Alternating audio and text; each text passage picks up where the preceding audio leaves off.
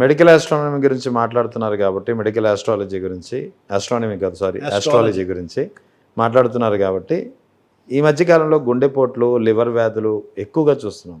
దీనికి కూడా ఏమైనా రెమెడీ ఉందంటారా? 100%. ఇప్పుడు నిన్న పాపం సుదర్శన్ రెడ్డి గారు, పెద్ది సుదర్శన్ రెడ్డి, ఎంత 10 years అయింది మ్యారేజ్ అయ్యి, ఎంత బాధ అనిపిస్తుంది. ఆయన తెలంగాణ వచ్చే వరకు పెళ్లి చేసుకోనని 2014లో తెలంగాణ వచ్చిన తర్వాత ఐ థింక్ 15 or 16 పెళ్లి చేసుకున్నారు. 10 years అయింది, యంగ్ ఏజ్. నిన్న కార్డియాక్ అరెస్ట్ చనిపోయారు.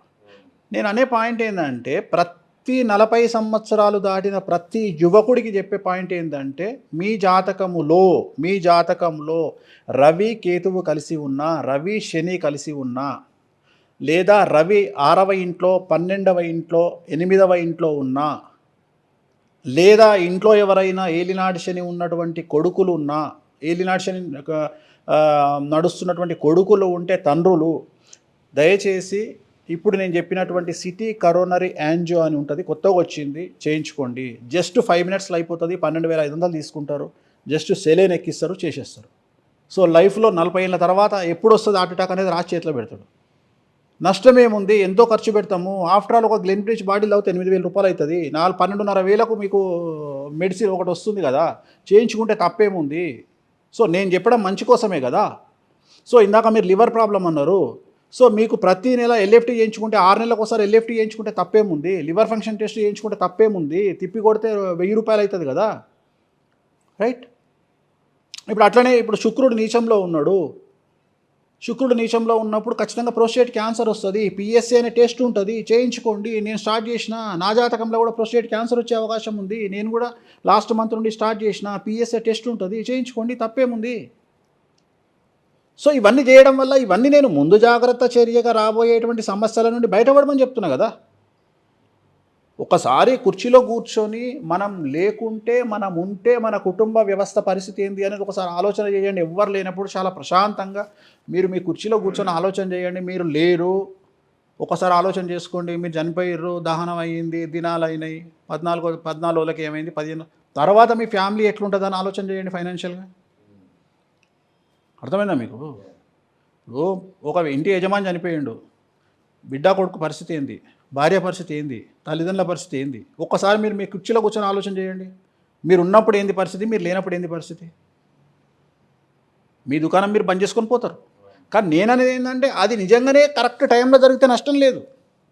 కానీ ఈ కార్డియాక్ అరెస్ట్ల వల్లనో, అంటే ఇప్పుడు ఉదాహరణ కారు యాక్సిడెంట్లో చనిపోయింది అనుకోండి, అది 100% వాన్ తప్పే అంట. అది వాంతమే. నువ్వు అన్నీ చేసుకున్నా కూడా దానికి ఏం లేదు. ఇప్పుడు నువ్వు 2D ఎకో చేయించుకున్నావు, డాప్లర్ చేయించుకున్నావు, నువ్వు ఇప్పుడు నేను చెప్పిన సిటీ కరోనరీ యాంజియో చేయించుకున్నావు, అయినా కానీ నీకు హార్ట్ అటాక్ వచ్చింది అనుకో, ఓకే. కానీ నువ్వు ఏం చేయించుకోకుండానే నేను రోజుకు 6 kilometers నడుస్తా, నాకు తెలిసిన ఒక ఆయన ఉన్నాడు, రోజు 8 kilometers నడుస్తాడు. నేను జాతకం చూసి అడగోలు షుగర్ ఉంది నీకు చేయించుకోపో అని చెప్పిన. షుగర్ ఉన్నది ఆయనకు, కానీ 3 ఏళ్ల నుండి నడిచి ఏమంటాడంటే నేను 8 kilometers నడుస్తున్నా, నాకు బాడీ ఫిట్ ఉంది అంటాడు. 2 కళ్ళు 70% పోయినాయి షుగర్ వల్ల, ఇప్పుడు 30% కనిపిస్తాయి. షుగర్ టెస్ట్ చేస్తే తినకముందే 600 వచ్చింది. అంటే ఆయన ఏమనుకున్నాడు, డాక్టర్ చెప్పిండు, ఎవరో చెప్పారు నడువురా పోయి నీకు ఏం కాదంటే నడుచుడు మొదలు పెట్టిండు 8 kilometers రోజు. కానీ రిజల్ట్ లేదు. ఎందుకంటే నడవడం అనేది ఎక్సర్సైజ్ అని చెప్పినాడు మూర్ఖుడు. నడవడం ఎక్సర్సైజ్ కాదు. ఎందుకంటే పూర్వకాలంలో సైకిళ్ళు లేవు, బస్సులు లేవు, ఏం లేవు, నడకనే మనకు. ఒక ఊరు నుండి ఇంకో నడవడము అనేటువంటిది మన డైలీ ఒక పని. అది దట్ ఈజ్ నాట్ వ్యాయామం. అది వ్యాయామం అని చెప్పినని మూర్ఖుడు అనాల. రన్నింగ్ అనేది వ్యాయామం, స్విమ్మింగ్ అనేది వ్యాయామం. సో నడిచి కూడా నేను ఫిట్ ఉన్నా అనుకుంటాడు. ఒకడేమో రోజు కార్డియా చేసో, లేకపోతే లిఫ్ట్ చేసో, వెయిట్ లిఫ్ట్ చేసో నా హార్ట్ సూపర్ ఉంది అనుకుంటాడు. నువ్వు చేసే హార్ట్కు, నువ్వు చేసే ఎక్సర్సైజ్కు నీకు సంబంధమే లేదు. నీ జాతకంలో ఇప్పుడు ఉదాహరణ, నిన్న కర్ణాటకలో 7,000 మంది విద్యార్థులకు ఎయిడ్స్ వచ్చింది, తెలుసు కదా. ఎట్లొచ్చింది, అది ఎట్లన్నారా అని నాకు అనవసరం. నేను ఒకటే చెప్తున్నా, మీరు జాతకంలో చెక్ చేసుకోండి. రవి, కుజ, కేతు కలిసి ఉంటేనే ఎయిడ్స్ వస్తుంది. హెచ్ఐవి కూడా ఇక్కడ ఇది ఉందా? ఇది శాస్త్రం కదండి, పరిష్కారం కాదు. పరిష్కారం చెప్తాను నేను. రోగం ఎట్లా వచ్చింది చెప్తున్నా. నువ్వు పరిష్కారం కావాలంటే సేఫ్టీ వాడుకో. నేను పరిష్కారం గురించి మాట్లాడతలేను. నేను ఏం చెప్తున్నా అది నా పని కాదు. అది గవర్నమెంట్ పని. నా పని ఏంది? నీకు రోగం వస్తుందని చెప్తున్నా. నీకు హార్ట్ అటాక్ వస్తుందా, లివర్ క్యాన్సర్ వస్తుందా, ప్రోస్టేట్ క్యాన్సర్ వస్తుందా, బ్రెస్ట్ క్యాన్సర్ వస్తుందా, సర్వైకల్ క్యాన్సర్ వస్తుందా, లేకపోతే థైరాయిడ్ క్యాన్సర్ వస్తుందా, లేకపోతే లిప్ క్యాన్సర్ వస్తుందా, టంగ్ క్యాన్సర్ వస్తుందా, మౌత్ క్యాన్సర్ వస్తుందా చెప్పడం నా బాధ్యత. అర్థమైందా మీకు? అంతే తప్ప ఇప్పుడు ఎయిడ్స్ వచ్చింది అక్కడ, నేను అనే పాయింట్ 7,000 మందికి వచ్చింది ఎయిడ్స్ అంటే, నేను ఎయిడ్స్ మీరు చెక్ చేయండి, ఆ 7,000 మందిని పట్టుకరండి, అందులో ఖచ్చితంగా 7,000 మందికి సంబంధించి రవి మేజర్ పార్ట్ ఉంటాడు. ఎందుకంటే రవి అనేటోడు బ్లడ్ని కమాండ్ చేస్తాడు. బాడీలో ఎయిడ్స్ అనేది, హెచ్ఐవి అనేది ఫస్ట్ స్టార్టింగ్ హెచ్ఐవి అంటారు, హెచ్ఐవి కన్వర్టింగ్ ఇంటూ ఎయిడ్స్. అది బ్లడ్కి సంబంధించినటువంటి డిసీజు. మగవాళ్ళు అయితేనేమో 12 నెలలు అవుతారు, ఆడవాళ్ళు అయితేనేమో 40 ఏళ్ళు బతుకుతారు, ఎందుకంటే వాళ్ళకి రీసైక్లింగ్ ఉంటుంది కాబట్టి బ్లడ్. సో నేను అనే పాయింట్ ఏంటంటే అది కూడా చెప్పొచ్చు మనం, రవి కుజుడు కేతువు కలిసి ఉంటే ఎయిడ్స్ వస్తుంది, రవి కేతువు కలిసి వ్యయంలో ఉన్న, 8లో ఉన్న, 6లో ఉన్న ఎయిడ్స్ వస్తుంది. అంటే నేను అనేది ఏంటంటే దీన్ని నేను ఎట్లా వాడుకుంటా, ఇది భయపెట్టడం నేను ఎట్లా వాడుకుంటా. ఒక అబ్బాయి నా దగ్గరకు వచ్చిండు, 8వ ఇంట్లో శుక్రుడు ఉన్నాడు.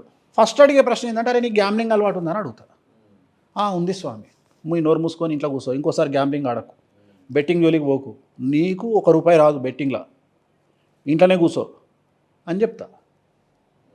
అట్లనే తిరుగుబోతున్నాడు అని, అరే బాబు జాగ్రత్త జాగ్రత్త, నీ వల్ల నీ కుటుంబం నష్టపోతుంది, నీకు హెచ్ఐవి వస్తే నువ్వు సమాజంలో చాలా ఎదుర్కొంటావు, నీ కుటుంబం చాలా ఎదుర్కొంటుంది, కాబట్టి జాగ్రత్తగా ఉండు, ఇంకొకసారి తప్పు చేయకు, నీ దుకాణం బంద్ చేయి. ప్రతిదీ మనము ఎదుటి వ్యక్తిని, ఒక సోర్స్ ఉంటుంది మనకు, మనం చెప్తే వింటారు, మీరు చెప్తే వినరు. ఇప్పుడు తల్లిదండ్రి కూసబెట్టి ఒక అబ్బాయికి ఆన్సర్ చేసి, కొడుకా నువ్వు ఈ పని చేయకూడకా అంటే మా అమ్మ నాయన చెప్తున్నాను. నా దగ్గరకు వచ్చి నాకు ఆథరైజేషన్ ఉంది, నాకు అథరిటీ ఉంది, నేను చెప్తే భయపడతాడు.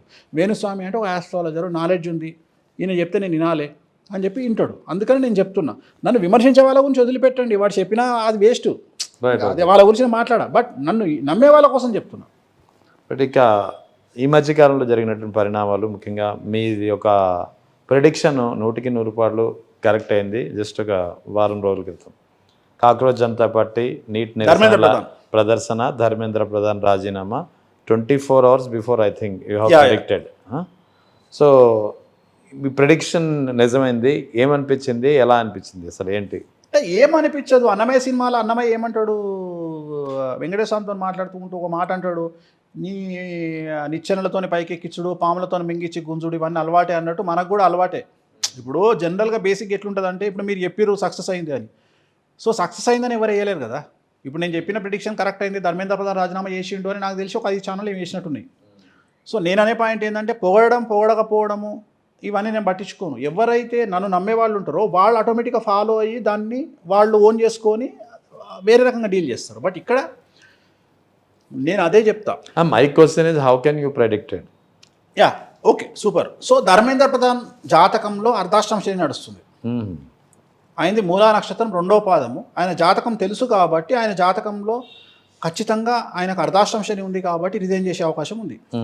సో ఈయన ఒక్కడే కాదు, 2027 ఎండింగ్ లోపు చాలా పెద్ద వ్యక్తులు రిజైన్ చేసే అవకాశం ఉంది భారతదేశానికి సంబంధించి. మంత్రులా లేకపోతే తెలీదు, ఎవరైనా తెలీదు, మంత్రులా పైన తెలీదు, బట్ ఎవరైనా కానీ చాలా పెద్ద వ్యక్తులు రిజైన్ చేసే అవకాశం ఉంది కేంద్రంలో. అంటే నేను ఒకటే చెప్పదలుచుకున్న పాయింట్ ఏంటంటే, కేంద్రంలో మీరు ఇప్పటివరకు చూడని సినిమా రాబోతుంది. ఐమాక్స్ వెండి తెర మీద చూడొచ్చు పెద్దగా. అది అక్కడ ఇక్కడ అంతటా చూస్తారు, రాష్ట్రంలోనూ అటు అంతటా చూస్తారు, అన్ని రాష్ట్రాలు, ఆల్మోస్ట్ అన్ని రాష్ట్రాలు. నాకు తెలిసినంత వరకు ఢిల్లీ ముఖ్యమంత్రి మారుతాడు, రాజస్థాన్ ముఖ్యమంత్రి భజన్లాల్ మారుతాడు, సో ముంబై ముఖ్యమంత్రి కూడా మారే అవకాశం ఉంది, మహారాష్ట్ర ముఖ్యమంత్రి కూడా మారే అవకాశం ఉంది. ఇప్పుడు నేను రేఖా గుప్తా పేరు చెప్తున్నా, భజన్లాల్ పేరు చెప్తున్నా, ఫడ్నవీస్ పేరు చెప్తున్నా, డైరెక్ట్ పేర్లే చెప్తున్నా మీకు నేను. సో ముగ్గురు సీఎంలు మారే అవకాశం ఉంది. సో అట్లనే కేంద్రంలో చాలా పెద్ద వ్యక్తులు రాజీనామా చేసే అవకాశం ఉంది. అది ఊహించినటువంటి సంఘటన, మంచి కింద కూసాలు కదిలిపోయే సంఘటన. నేను నాయకత్వం మార్పు ఉంటుందా తెలియదండి, ఎవరు జాతకం చూసి చెప్తున్నా, నాకు ఐడియా లేదు. సో చాలా జరుగుతాయి. కాక్రోచ్ జనతా పార్టీ పరిస్థితి ఏంటంటారు? కాక్రోచ్ జనతా పార్టీ అనేది ఖచ్చితంగా చాలా సంచలనాత్మకమైనటువంటి రూపుకి వెళ్తుంది. సో అభిజిత్ అనేటోడు, విచిత్రమైన విషయం ఏంటంటే, దేశానికి నాయకత్వం వహిస్తున్నటువంటి నరేంద్ర మోడీ గారి నక్షత్రం అనురాధ నక్షత్రం, అభిజిత్ డిప్కే నక్షత్రం అనురాధ నక్షత్రం, ఇద్దరిది ఒకటే నక్షత్రం. ఇంకా గొప్ప విషయం ఏంది, వీళ్ళిద్దరిది వృశ్చిక రాశి, రాహుల్ గాంధీది వృశ్చిక రాశి. అంటే భారతదేశాన్ని పాలిస్తున్న నరేంద్ర మోడీ గారిది వృశ్చిక రాశి, అపోజిట్ లీడర్ అయిన రాహుల్ గాంధీ వృశ్చిక రాశి. ఇవాళ కొత్తగా నేనున్నా అని వచ్చినటువంటి cockroach Janata party leader Abhijit డిప్టీ కూడా వృశ్చిక రాశి. మరి ముగ్గురిది వృశ్చిక రాశి అయినప్పుడు వై మోదీ ఓన్లీ రాహుల్ ఎందుకు సక్సెస్ కాలేకపోయాడు, మోదీ మాత్రమే ఎందుకు సక్సెస్ అయ్యాడు వరుసగా మూడోసారి? ఇది అసలు ప్రశ్న. ఎందుకంటే మోడీ జాతకములో శశమహాపురుష యోగం ఉంది. మహాపురుష యోగం. ఎలాగైతే మీ ఇంట్లో ముగ్గురు అన్నదమ్ములు ఉండి ఒక్కళ్ళు మాత్రమే జర్నలిజానికి వచ్చి మిగిలిన వాళ్ళు వేరే వేరే పనులు చేసుకుంటున్నారు కదా, ఎలాగైతే రేవంత్ రెడ్డి జాతకంలో ఇంట్లో 7 అన్నదమ్ములలో ఒక్కళ్ళే సీఎం అయింది కదా, అట్లా వాళ్ళ జాతకాలను బట్టి వాళ్ళ యొక్క అభివృద్ధి అనేది ఉంటుంది. ఓకే, సో ఇది అక్కడ కూడా ముగ్గురు ఉన్నారు. కానీ ఆ ముగ్గురిలో ఇప్పుడు అనురాధ నక్షత్రం ఇద్దరిది, అభిజిత్ది మోడీ గారిది, అవును, రాహుల్ గాంధీది, ముగ్గురిని కలుపుకుంటే ఒకటే రాశి, వృశ్చిక రాశి. రాశి ఒకటే రాశి. కానీ 2027 జూన్ నుండి 2027 జూన్ నుంచి ఈ వృశ్చిక రాశికి 6వ స్థానంలోకి శని వస్తున్నాడు. ఓకే, చాలా డేంజర్, చాలా డేంజర్. 6వ ఇంట్లో శని అంటే చాలా డేంజర్. ఈ ముగ్గురులో ఎవరికి ఆ డేంజర్ రాబోతుంది? అది మనం డీప్గా పోదాం, ఇంకా టైం తీసుకుందాం. వెళ్ళి ముగ్గులోకి దించుతున్నారు మీరు, నాకు అర్థమైంది. ప్రెడిక్షన్ అంతే, అదే నేను కూడా అదే చెప్తున్నా. ఇంకా టైం తీసుకుందాం, ఇప్పుడు స్పెషల్ పోడ్కాస్ట్. సో నేను జస్ట్ ఇప్పుడు చెప్పదలుచుకున్న పాయింట్ ఏంటంటే అభిజిత్ గురించి మాట్లాడదాం, ఓన్లీ కాక్రోచ్ పార్టీ. నేను చెప్పిన వీడియోలో ఇంకో క్లారిటీ ఇచ్చిన మీకు, కాక్రోచ్ పార్టీ నుండి ముగ్గురు జైలుకు పోతారని చెప్పిన. అవును, అది చెప్పారు మీరు. సో నేను ముగ్గురు జైలుకు పోతారని చెప్పి దాంట్లో అభిజిత్ కూడా ఉండొచ్చు. నేను అదే పాయింట్ అదే. రేపు జూన్ తర్వాత 6వ ఇంట్లో శని వచ్చినాక అభిజిత్ కూడా జైలుకు పోవచ్చు. సో కానీ ఖచ్చితంగా కాక్రోచ్ పార్టీ ఇన్ఫ్లుయెన్స్ ఉంటుంది. రేపు ఫ్యూచర్లో కేంద్ర రాజకీయాలను 60% శాసించే స్థాయికి కాక్రోచ్ పార్టీ వెళ్తుంది. 60%. Big change. 60%. నేను 100కు 60% చెప్తున్నా. అది పెద్ద చేంజ్ ఉంటుంది. నేను అదే చెప్తున్నా. అండ్ ఇంకొకటి, అభిజిత్ను కాక్రోచ్ పార్టీ మెంబర్స్ అంతా వ్యతిరేకించే అవకాశం కూడా ఉంది ఫ్యూచర్లో. అది కూడా ఇది అండర్లైన్, ఇది చాలా ముఖ్యమైన విషయం ఇది మొత్తం. ఎందుకంటే తనకు వ్యతిరేకంగా తన మాట కూడా వినకుండా ప్రొస్టేట్ చేసే ఏమంటారు దాన్ని, జనాలు గొడవలు చేసేటువంటి స్థాయికి వెళ్ళే అవకాశం ఉంది కాక్రోచ్ జనతా పార్టీ. అంటే మీకు అర్థమైంది కదా. సపోజ్ ఇప్పుడు ఏదైనా ఒక గొడవ స్టార్ట్ అయింది, రిజిస్ట్రేషన్ స్టార్ట్ అయినాక అభిజిత్ చెప్పినాక కూడా జనాలు వినకపోవచ్చు, ఈయనను కూడా తిట్టవచ్చు, అభిజిత్ను కూడా తిట్టవచ్చు, నీ నాయకత్వం మాకు వద్దు అని చెప్పి రిజెక్ట్ చేయొచ్చు. అంటే నేపాల్ తరహా జంజీ మూవ్మెంట్ ఇండియాలో తీవ్ర స్థాయిలో రావచ్చు. ఏమన్నా నాకు తెలియదు, అంత నాలెడ్జ్ లేదు, మీ అంత నాలెడ్జ్ నాకు లేదు. బట్ జనరల్గా చెప్తాను, నాకున్న నాలెడ్జ్ లోపల నేను చెప్తాను, అంత లేదు నాకు. ఏపీ తెలంగాణ రాజకీయాలు ఇప్పుడు ఎలా ఉన్నాయంటారు, ఫ్యూచర్లో ఎలా ఉండబోతున్నాయి? అంతే, దట్స్ ఆల్. సో పెద్ద మార్పులు అయితే ఇప్పుడు ఏం లేవు. 2027 జూన్ అంటే ఇంకొక జూన్ అంటే అది 6 నెలలు, ఇది 3 నెలలు, 9 నెలలు. ఇంకో 9 నెలల తర్వాత మనకు 2 రాష్ట్రాల రాజకీయాలు మారుతాయి. అంటే నేను అనేది ఎలక్షన్ లేవు కాబట్టి మారుతాయి. అంటే కొంతమందికి పాజిటివ్, కొంతమంది నెగిటివ్, కొంతమంది మినిస్టర్లు వీళ్ళు పని చేస్తలేరని చెప్పి నెగిటివ్ రావడము, ఫీడ్బ్యాక్ రావడము, అంతే తప్ప పెద్ద మార్పులు ఏముంటాయి? ఇప్పుడు ఎక్స్పెక్ట్ చేసే మార్పులు కూడా ఏం లేవు కదా. సో రాష్ట్రాలలో ఎలక్షన్ల విషయంలో పెద్ద మార్పులు ఏం లేవు కాబట్టి అంతేం లేవు. తెలుగు రాష్ట్రాల్లో పెద్ద గొప్ప విషయాలు ఏమి, అంత పెద్ద చెప్పుకోదగ్గ విషయాలు అయితే ఏం లేవు. 9 నెలల తర్వాత మారుతుందంటే ఏం మారచ్చు? అంటే నేను అనేది జనాల్లో ఆలోచన విధానం మారుతుంది. సో పాజిటివ్గా ఉన్న పర్సన్స్ నెగిటివ్ అవ్వడము, నెగిటివ్గా ఉన్న పర్సన్స్ పాజిటివ్గా అవ్వడము, ఎమ్మెల్యేల మీద వ్యతిరేకత రావడము, మినిస్టర్ల మీద వ్యతిరేకత రావడము. సో ఇలాంటి సందర్భాలు కొన్ని కనిపిస్తున్నాయి. కొంతమంది పొలిటీషియన్స్కు సంబంధించి కొద్దిగా హెల్త్ దెబ్బతినే అవకాశం ఉంది. 2 తెలుగు రాష్ట్రాలలో కూడా ఒకే రాశికి సంబంధించి, కర్కాటక రాశికి సంబంధించిన పొలిటీషియన్స్కి సంబంధించిన హెల్త్ డ్యామేజ్ అయ్యే అవకాశం ఉంది. సో అవి ఒకటే కనిపిస్తున్నాయి కానీ పెద్ద చేంజెస్ ఏమి కనిపిస్తలేవు. Right sir, thank you very much. Okay, thank you.